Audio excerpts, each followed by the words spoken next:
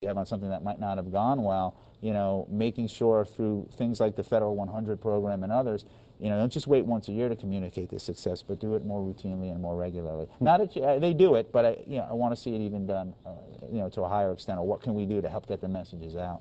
Yeah, I think that's a big challenge, offsetting the big splash of a negative story, and that kind of gets to your responsibilities, because I know sometimes you have to talk very bluntly to those contractors and hold their feet to the fire. Mm-hmm. What advice would you give here? What I've said to contractors is your first priority is to help make us a better client. In a lot of cases, we are not well prepared to spend $68 billion a year on IT. It's not an easy task. I mean, just the right. technical easily we say $68 billion now. That's nothing, right? But when we hear about we spent $50 million or $5 million or $500,000 or $100 million on an IT project, and this happens about once or twice a year, unfortunately, and we got to the end of it and realized it didn't work, it starts with the client, and it starts with our inability to define really, really clearly the functionality we were trying to create, how we were trying to take service from here to there, or timeliness, or effectiveness, or whatever, intelligence gathering, or whatever. So what I say to contractors is, shame on you for letting us get to the end without finding out, having it. But most importantly, shame on us. I mean, it's our responsibility. We're responsible for our own behavior. But every good company like Booz Allen can point out to us and help us become a better contractor. On the reporting side, you get the big picture, and you get to look at the 100 biggest contracts, or the 100 whatever, or the 50 this and that and so forth. And I encourage you to pay more attention to, again, or the federal government being a better contractor. What are the lessons learned? Here are some contracts that are being really well managed. Here are some that are not. What's going on over here and not over here? And what can we take away? You have the perspective of 10 years looking at this and looking at the entire federal government. And sometimes we get down in the weeds of implementing it, Karen Evans and et al. And sometimes you can have a more objective viewpoint of the big picture than we. What are the lessons learned? Well, you get the last word, like a journalist always does. Mine are very simple. Return our phone calls, and admit mistakes. I definitely, the lesson learned stories are the best ones to do, because people can come away, because we want to be a service to our readers. Right. So be more transparent. Kind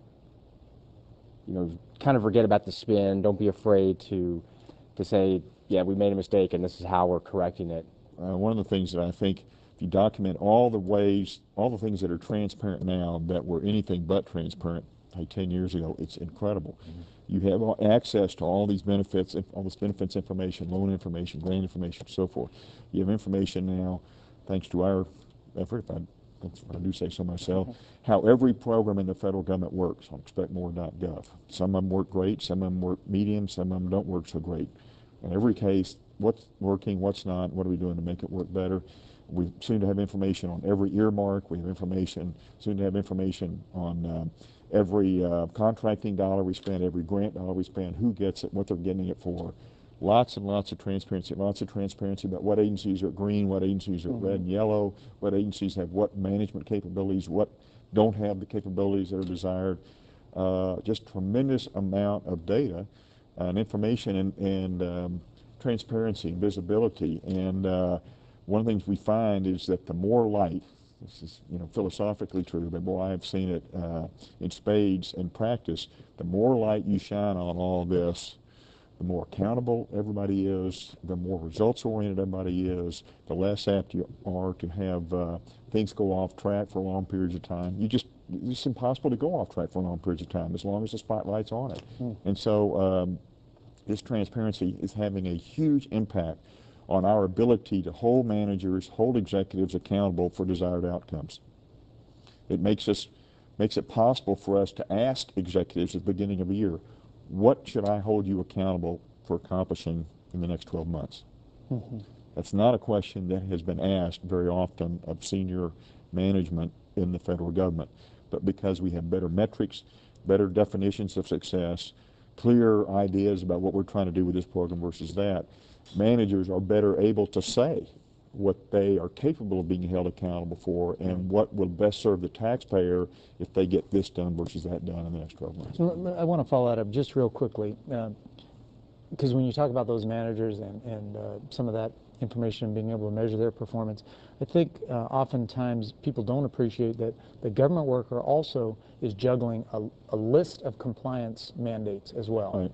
Sometimes we were talking earlier that the feeling is that, oh yeah, the private sector has a number of regulations that they must watch out for, but government workers have a long list, whether it's looking at privacy, certainly security in a post 9/11 environment, a number of mandates. Can you talk for just a second about some of the compliance that the CIOs, for instance, and the CIO Council must juggle at all times? Well, there's all sorts of, as you said, security and privacy and so forth, but there are also rules. Government passed laws that this kind of person shouldn't do that, and only people who are thus and such are able to have access to this sort of thing. So there is a lot of the federal government, at least historically, the mindset has been to cause American people to do what the laws call for them to do, for them to abide by the laws and the rules.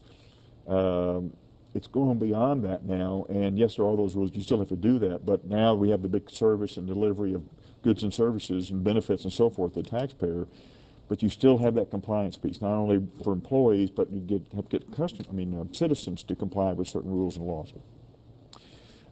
It's a difficult business. It's not easy to be a federal government. Right. It's not easy to spend $2.9 trillion. I can't believe I'm saying that, but it's not. And because these are very difficult challenges, we're trying to find cures for diseases that no one knows about, trying to bring peace to areas where it hasn't existed ever, et cetera, et cetera, et cetera. And so that's difficult. At the same time, we have to make sure that all the state is secure and that privacy rights are protected and that people are abiding by the rules. It's a very challenging world. But if you want a tough set of professional assignments and want the opportunity to grow along with that, this is the place to be. Well, let me thank all of you for a fascinating discussion on e-government 2007.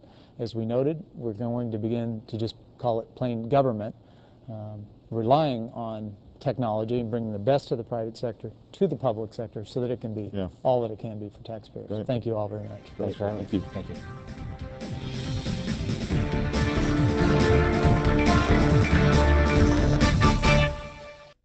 And thank you for joining us today on this special edition of Business Now Capital Edition. If you have any suggestions or questions about e-government, we invite you to email them to answers@businessnow.com. And to see this half-hour show online as well as previous episodes, visit www.businessnow.com.